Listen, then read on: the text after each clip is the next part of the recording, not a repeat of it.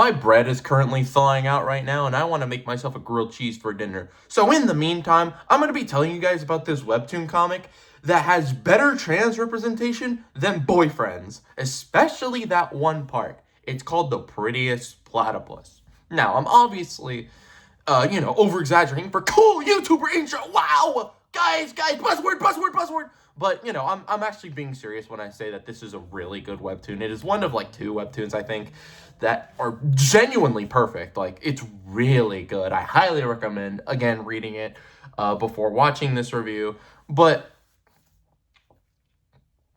I just want to talk about this webtoon comic because I currently have a list of some that I've, finished reading, or that I've been reading and that I finished reading, but haven't reviewed, and I'm currently 3 behind because I also need to review, after this I need to review Mira, and then I need to review the Eldritch Darling, and I'm currently reading Mythed Up right now, and again, these are all webtoons that I've watched before, but haven't watched in a while. So, let's talk about it.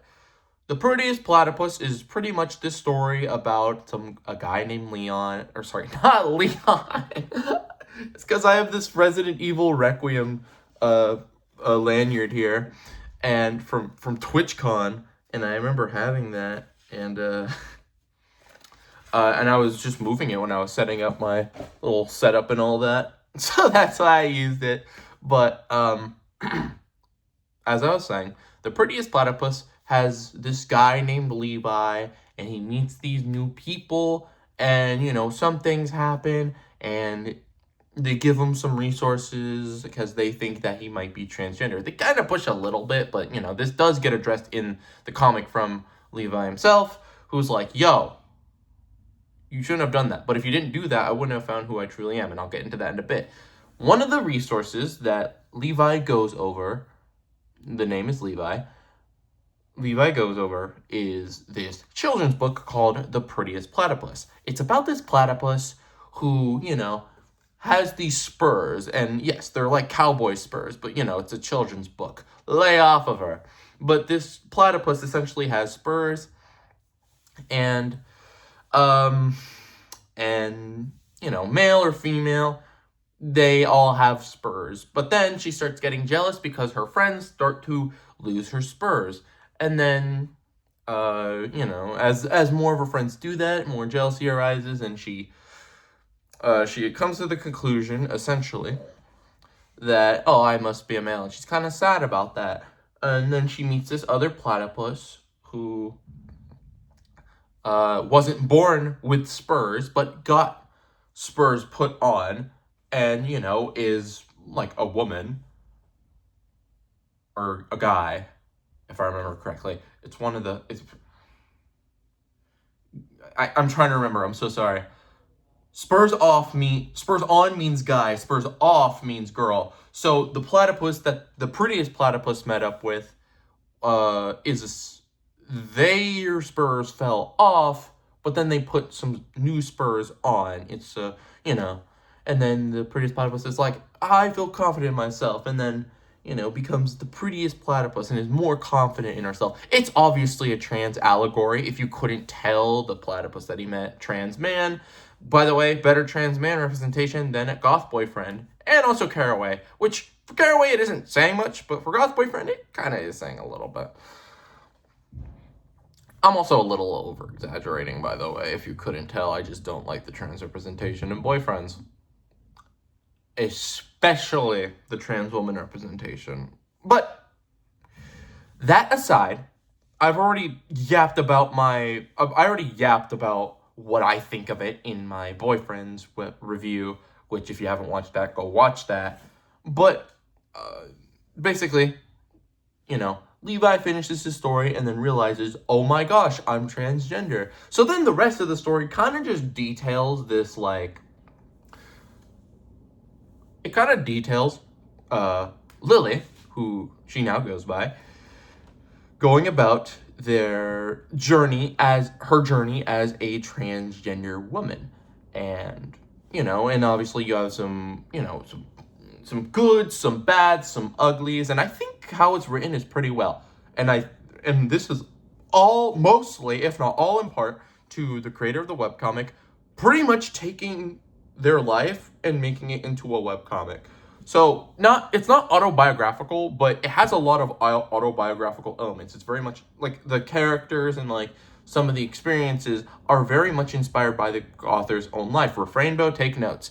And it's really cool because it's a very realistic and also well-written depiction on like what on like a transgender woman's experience. Not just a transgender woman's experience, but really just the transgender experience. Like some things can be very like general and all that. And I think that's pretty interesting. So like there's one part where Lily goes with somebody else to the therapist, and they kind of talk about Lily's transness essentially and all that. And then there's a future chapter where Lily essentially is going to therapy with her father to essentially convince him to help her with getting HRT and stuff. And I'll get into that and why that is the case in a moment. But it's a lot of stuff that even if you're not a transgender woman, I think a lot of transgender people would still find really like good, like a really nice experience to this. Funnily enough, I would probably recommend this webcomic to people who are transgender, like how Rex, who gave her most of the resources, especially the Prettiest Platypus book, gave Lily the Prettiest Platypus like children's book, which I think is really funny. But honestly, just honestly a testament to how good this is. Like not just like transgender representation or even like queer representation. It has good queer representation as well. But you know, it's just a well-written story. It's just well written. You have characters. Dang it, you even have art. Can I say a secret? It has text also. You didn't hear it from me. Jokes aside though, I actually think it has characters that feel like real people. And like obviously, it should be obvious, right? Like if they're based on real people, then they should feel like it. But you can have something that's based on real people and still not have them be real or feel like they're real because of how they're written. Because of how well they're written, you feel me? Like they can feel like caricatures almost if you write the characters badly enough, I feel. And like a lot of it, like even in like the, you obviously have the friends who like accept her. I could not find the word, I'm so sorry. Who accept her. And then you kind of have, obviously you have the bad and the ugly. So, but even like the bad are like really nuanced. So you have, the bad is mainly like the mother, the father, and Rex himself actually, funnily enough. Because Rex had I believe it was a sister who was trans, and essentially the family was trying to like keep that a secret. And like when she died, presumably by suicide, I believe, or something happened, they essentially erased any mention of being transgender, which I think is that is sad. That is really sad. It was revealed in the comments though, the suicide part, but you do kind of get bits and pieces of that in the story. Take notes creators who decide to put in information on their like content only on like Twitter and then not reference it in their content like at all. I don't like that. Like the government, I'm not a big fan of it. But sorry, I had to riz you guys there. Anyways, so you kind of have this like evolution, I guess you could say, where Rex is like slowly starting to resent Lily because of how it's essentially like how little like attention I guess like his sibling got, as opposed to Lily. Again, read the comic because I'm explaining it poorly here, I feel. I'm kind of giving you like the spark notes on it.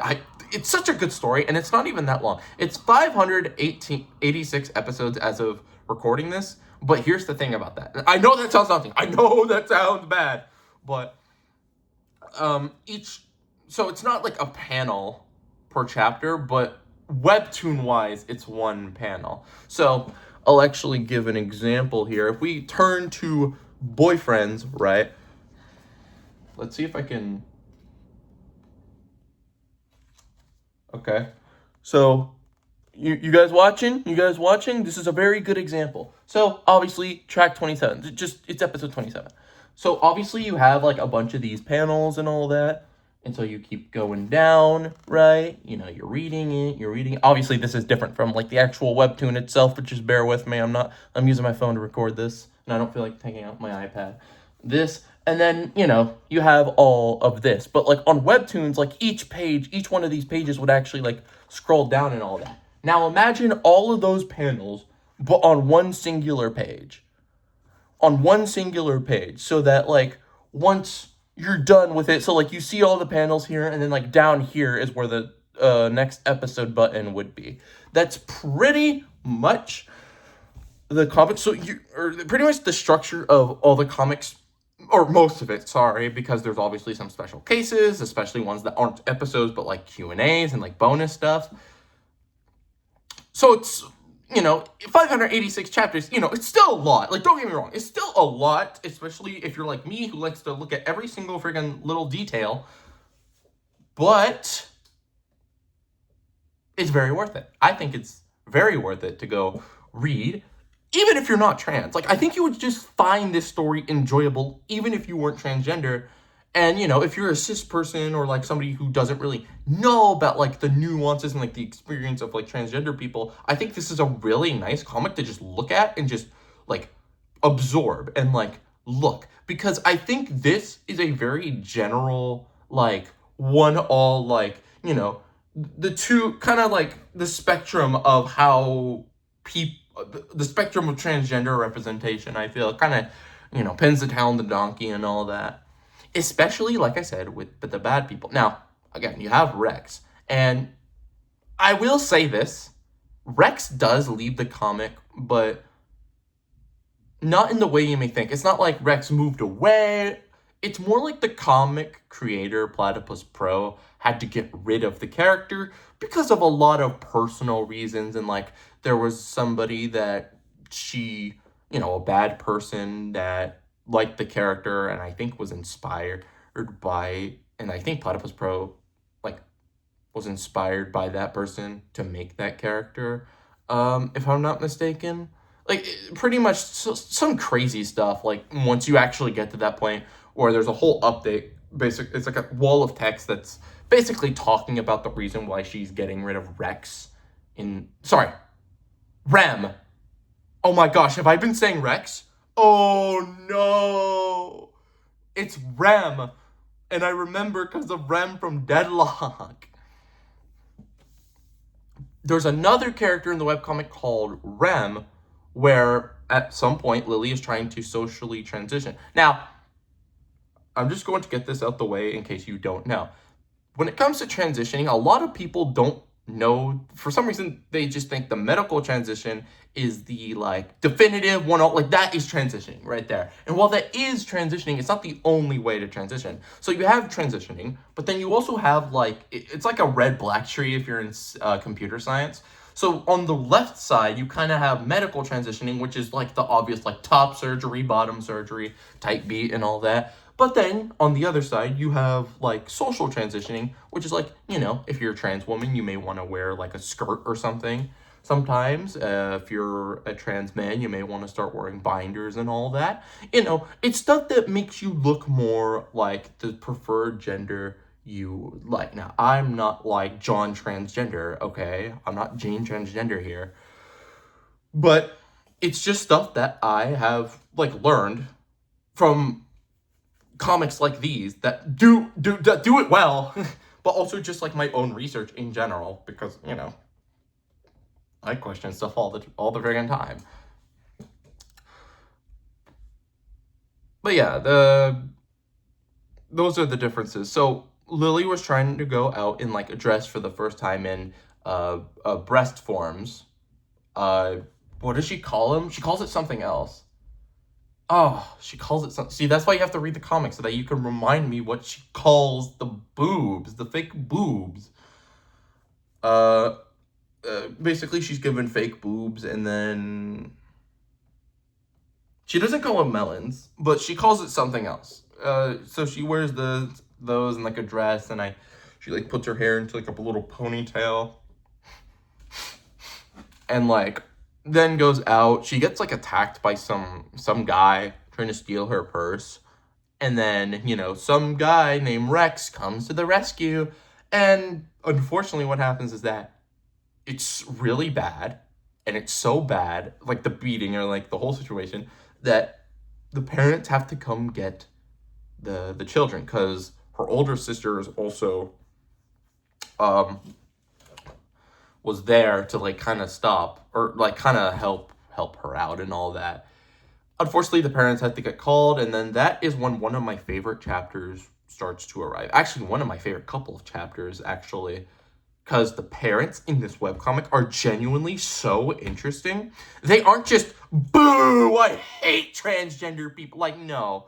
Well, to a certain extent, it's not just that. I feel like a lot of people, I feel like a lot of, like, if you have a transgender character, or like someone's telling a story about like a transgender person or whatever, they're always like, boo, like the person who like hates them are always like, boo, transgender people, which is like, okay, but there's not a lot of nuance there. I feel like the nuance would have to come from somewhere. It could be religious, it could be personal, it could be a whole heap of spaghetti pile of things, so it's really refreshing to see like actual like the thought process of the parents like play out here, because the mom is very much against it, but she's giving but it's not just like completely against, it's not like completely against it, well, a little bit. So she is kind of like that like boo sort of thing, but she's trying to give her reasoning. And that's when I was reading it initially, I think I only read that chapter, and even when I read like some of it, I read that chapter the most. Chapter 8 is when chapter 8. It's when Lily and the parents are talking to each other essentially. But then you had the father. And the father's really interesting because he's kind of on the side of the mom, but is more willing to understand and try to understand Lily. Now, sometimes this is for better, sometimes it's for worse. But you can tell that the father is really trying, and you see that as the comic goes on, even beyond chapter 8. The mother, you kind of see that too, but she's much more than boo transgender. She's like, you have these moments where when they don't talk about the fact that Lily is transgender and like the whole transgender thing, that the mom is actually like happy and like kind of fine, which is so interesting. It's so interesting. It really is. Because it's so realistic. It really is. There are so many cases where it's just like that, honestly, from what I've heard, and like sometimes from my own life also. But basically, the mom, chapter 6 is when they get back, and then we have the parents kind of talking to each other. I really like this, by the way. I really like how we're kind of getting both of the parents' processes, and here's why one of the reasons why I really like the father. Towards the end of the chapter, he does say, hey, we should probably talk to dead name. They say dead name instead of Levi, which is fair enough. So I'm going to start saying dead name from now on. Hey, we should probably talk to dead name about this, because all this that we're doing here, honey, is all speculation. And she's like, fine, I guess, bro. Sort of thing. And I think that's great. Chapter 7 is kind of Beverly. That's the sister's name. Wait. Is it? Oh, it might not. Basically, the sister. Because the sister is just talking. The sister fully supports Lily, by the way. So you have the sister talking to Lily, and then they have to go downstairs. Lily is the only one, though, because they're like, the mom's like, immediate family only. And it's like, what are you talking about? And it's like, the sister's like, okay, I guess, bro. So so the sister can't even like support Lily, essentially just hung out to dry to no fault of either of them. It's literally the mother. But then chapter 8 happens, and chapter 8 is such an interesting chapter because then you kind of have this conversation, and this conversation is very realistic. And I say that, I get that it doesn't really hold a lot of weight. It's sort of like it's sort of like a trust me bro almost, but this, I'm saying like writing wise, it doesn't feel like a bunch of caricatures of these like types of characters just sitting in a room talking. It really does feel like parents talking to their kid about being transgender and the sort of different ways in which they try to explain themselves, in which the questions are being asked and going about that. And, the mom is like trying to understand a little, the father's trying to understand a lot more than the mother, but the mother here is also trying to understand a little bit, but still falling back on this idea that I don't want the son to be a transgender sort of thing, which is infuriating, like not like writing wise. Like I don't think there's a problem with the writing. I don't think there's a problem with the narrative. I'm just saying like in universe, like the mother wise, like it's infuriating how realistic this like sort of thought process and like reasoning is, and I think that is great, honestly. Great as in like it's great writing and all that. You know, and it's so, people who are always talking in the comments were like, oh yeah, like let me talk to the mom. I just want to talk to him. I just want to talk to her. I just want to talk to her. And the comic creator basically just had to be like, hey guys, this is inspired by my own mother who has gotten better. So you saying that you want to kill this mom is basically saying you want to kill my mom. So like, don't do that, please. Obviously paraphrasing, but essentially it was that. And that's completely fair. Like, this is a fictional character at the end of the day. And, if they're inspired by a real person, it is kind of weird. I could see how it could be weird for people to be like, kill her, burn her at the stake, when it's literally just like someone in real life, especially when they've moved past that. And that's something I can appreciate. And I guess if it's like autobiographical or like anecdotal and all that, then I could definitely see some sort of character arc sometime in the future for the mother in this story. And I was kind of hoping for that in the time I was reading, and you kind of don't. In fact, later on, we actually get, and this is so stupid to me, where they're at a restaurant, and this is one of the later chapters, like one of the newer ones, and you have this, you have this scene basically where the family, like the mom, the dad, and Lily are at like a fast food place, and then the mom is obviously putting in the order. She's ordered something, the father ordered something, and then Lily's ordering something, and then they go off, and then the cashier's like, oh, who would you like to put it under? And they're like, Levi. Like, what? Like, the mom's like, Levi. It's like, it's so silly. My disbelief was unsuspended for like a little bit, but just a little bit, because then the conversation kind of gets interesting again. Not chapter 8 interesting, but definitely interesting in its own right. I just thought that was so silly, but but stuff like that kind of does happen. Not necessarily like to that extent where it's just like, I'm just gonna dead name my child in public, but more so like in other contexts, like when your mom is on, like, like if the mom was on the phone talking to family members and she out loudly, or like clearly like more loudly than some other words in that sentence, is just dead naming, then yeah, it's kind of like that. And I guess it's kind of like a stand-in for that, I guess, to a certain extent. It's still kind of a little silly though, but I can understand what it could sort of represent in that sort of way. Chapter 8, though, I'm glazing chapter 8 like crazy. But chapter 8 is still really interesting.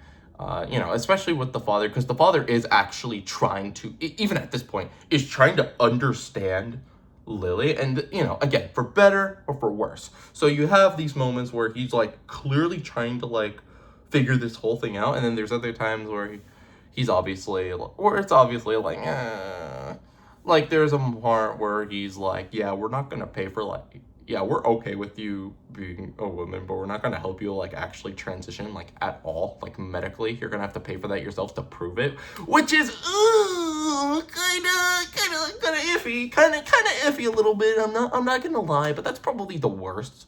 Like, that's really the worst, like, take he has, sort of thing. In my eyes, it's just unfortunate, but there's also, but he's still, again, at the end of the day, and I'm still trying to look at it through his perspective, because it's obvious, it's really easy for me, and I think a lot of people, to just look at it through the perspective of Lily, and I definitely am doing that, and I think a lot of people should. But it's also it's very surprising how little people look at the parents' context. I'm not saying the parents are in the right. Do not get that twisted. I'm not saying the parents are in the right. But I'm saying, like, if I see the father actually trying to understand the kid, like, actually genuinely trying to understand, that I'm going to mention that. It could be confusing to a lot of parents, especially parents who don't know this whole thing, or are a little iffy on it. It could still very much be confusing for them. And so there's that. But there's a difference between, like, this is, again, restart. The parents definitely do this dichotomy really well, where you have one of the parents, again, who actually wants to learn about this whole thing, who actually wants to, like, try and figure this out and, like, try to support, and I guess in the way he can, I guess. It's a little weird with the father still right now, but you could still see that he's clearly trying, whereas the mother, especially later on, isn't really trying at all, and it's just kind of like trying to bury it in the sand almost, like trying to just disregard it, and if it gets brought up, then she gets mad. Which I think is really interesting. And again, if you're going to read any chapter from this comic, I genuinely recommend Chapter 8. I believe Chapter 8's the one that I've been talking about, where the parents are talking to Lily. So interesting. It's also just good. How much time? Okay, I see. It's also just good, like, queer representation wise. I think, even like some characters, you can, their color scheme, like or LA, I forget how her name is spelled, but her color scheme is that of the lesbian flag, guys. It's so cool. But, she's also a lesbian. But they actually do something with that, you feel me? Like, they actually do something with that, and there's actually a point where Ellie scores a baddie, you feel me? At a Halloween carnival sort of thing. And they actually are still together, and, oh yeah, there's a lot of spoilers here, but you kind of guessed that already. But, effectively, Ellie, being herself, pulls somebody, and it's actually really interesting because not only did we actually see that person before in one of the really early chapters, but we actually find out that she's trans, and the way that she actually reveals it is so interesting to me. Trans woman, first of all. So it's really interesting that we have two trans women, but one who's essentially a baby trans, and another one who's essentially been trans for a while, because, at first, the story is, oh yeah, my computer science professor gave me these socks, and these socks made me a girl. And as like a joke, because that's her type of, like, character. Her and, like, Ellie are very much joking sort of people. But eventually she does reveal her actual story, where she effectively came out, and the mom didn't like that, and the mom at some point left the kid and the father, but the father took care of the kid, and he actually helped her socially transition, like, when she was little, and this is transgender kid representation, baby. This you don't see this. Like, and when I mean kid, I don't mean like, oh man, high schooler. No, like this is a prepubescent, and I think that's cool because they're real, but nobody talks about them, and that's insane to me. Because I feel like a lot of people would, because I feel like a lot of people when, like their boy, like their child who's a boy is like, I want to be a girl. I feel like they would just instantly disregard that as just like, oh, it's just his imagination.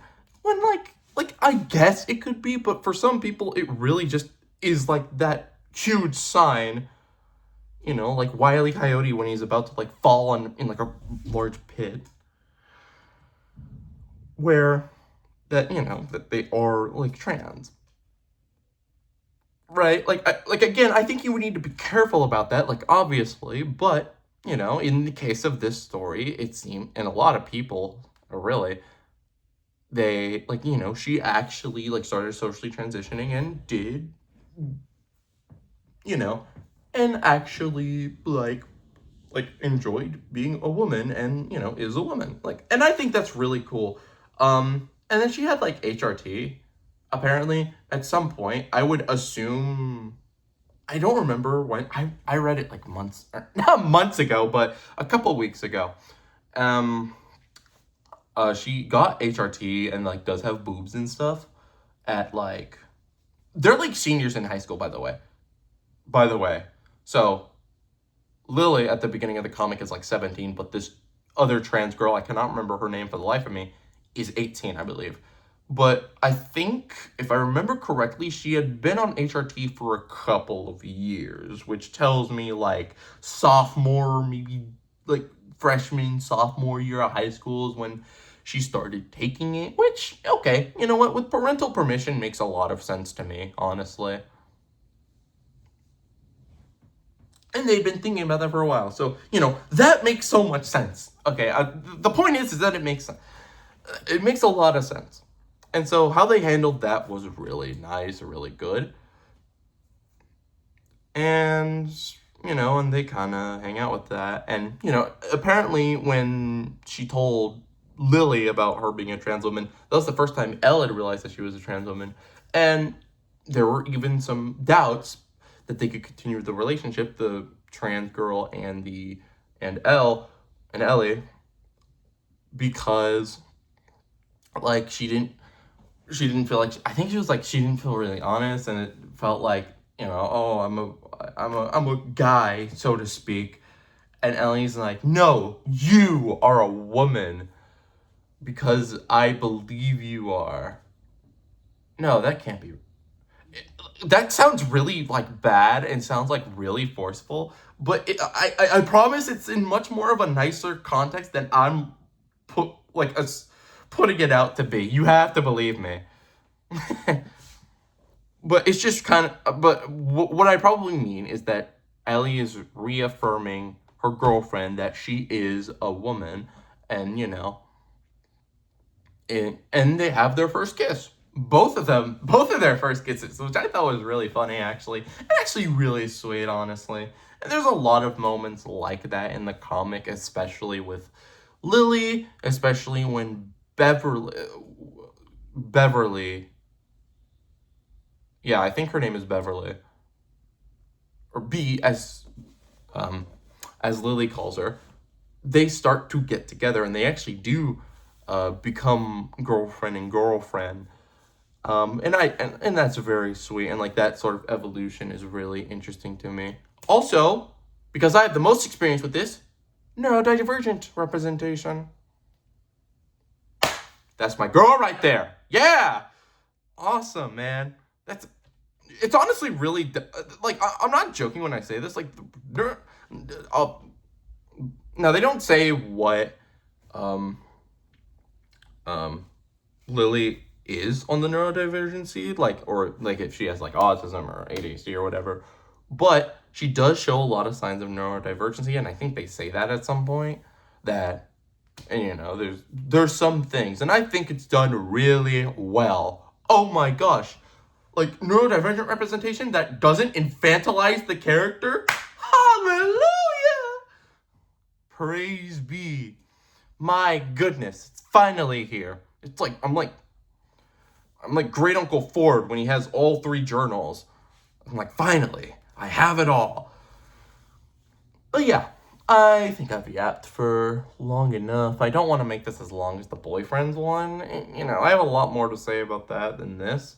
But I think, I think I've yapped for a bit. I just highly recommend watching the Webtoon comic. I think it's genuinely a masterpiece. And some of the next Webtoon comics I'm actually doing are on, I forgot to say this, but they're going to be on Canvas. So Boyfriends is an originals, which just means Webtoon was like, hey, your Canvas page is doing well. We want to fund you and help you continue this. That's essentially what originals is. Canvas, anybody could do it. Like, I have a couple series on, dormant series, but series nonetheless, on Canvas, which, again, it's just anybody could post to Canvas, but Webtoon actually, like, reaches out to you at some point and wants to do an original. It's like, yo, I want to do an original with you. They're like, yeah! Or if you're Idolamantis, it's like, yeah! And then they just absolutely freaking ram you like 18 naked cowboys at Ram Ranch. Gosh, that's so unfortunate. Booktopia is honestly one of my favorite webcomics, but with that whole debacle that went down, oh my gosh, it's very sad. That I want to go back and reread it, but it's also very sad for me to go back and read it knowing what happened with all that, and then the whole Lover's Inferno thing that I think is okay, but that I definitely have my problems with. It's just very sad, but, can't really do anything about it. I'm just some random guy on the internet. You decided to watch yap about a webcomic for 40 minutes, almost 40 minutes. So, what am I going to do? But yeah, these next ones are going to be Canvas, and it's mainly just because, like, I read these, and I think people know about these, but I don't think people on YouTube know about them, like, a lot. Like, I don't know if there's any... the next thing I'm going to be reviewing is a webcomic called Mira, with an exclamation mark. Think Boyfriends with the girlfriends, but if they weren't the girlfriends, if that makes sense. It's another polyamorous, college setting webcomic that I actually think does polyamory better than Boyfriends, funnily enough. Go watch that before I upload it at some point, record and upload the review at some point. But, these are like Canvas stuff, and like even though they're like decently popular enough, they don't have like originals or anything. And they don't really have a lot of content about them on YouTube. Like, Booktopia, before the Blacklight Jack video, only had one singular, like, review on it. It had, like, 500 views. And that was the Canvas version. Blacklight Jack didn't even review the whole comic. He was reviewing the controversy behind it, which, is fine by me. But he did say that he read it and liked it. It's a good webcomic. Go watch it if you haven't. But yeah, I'm doing Mira, Eldritch Starling. I'm watching Mythed Up right now, but Mythed Up you might actually know Mythed Up, but from like the YouTube shorts, you feel me? It's decently popular, but the next ones I'm going to be doing are a little less popular than your average webtoon that you probably see on this platform. Hey, I might put you onto something new. That's honestly my goal with these reviews, honestly. Like, you may have watched Boyfriends, because Boyfriends has like 500 million views on Webtoon right now.